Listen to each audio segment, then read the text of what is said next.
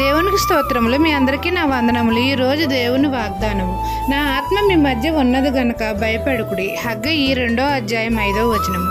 సైన్యములకు అధిపతి అయిన మన తండ్రి అయిన యెహోవా నా ఆత్మ మీ మధ్య ఉన్నది గనుక భయపడకుడి అని మనతో సెలవిస్తున్నారు. మనం ఏ స్థితిలో ఉన్నను మన తండ్రి మనకు తోడుగా ఉన్నాడు, మన మధ్య నివాసం చేస్తున్నాడు. కాబట్టి మనము భయపడిన అవసరం లేదు.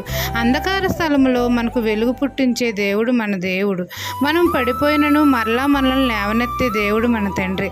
మనం అందరము ప్రార్థన యందు నిలకడగా ఉండి ముందుకు సాగిపోవాలి. అలయక సొలయగా పరిగెత్తాలి. మన ప్రభువునందు విశ్వాసం ఉంచాలి.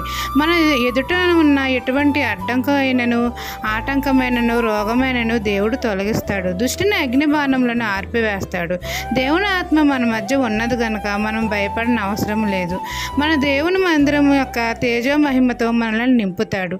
ఈ దిన వాగ్దానం మీ నా జీవితంలో నెరవేరాలని కోరుకుంటూ దేవుని సువార్త పరిచర్యలో మీ సహోదరి. ఆమెన్.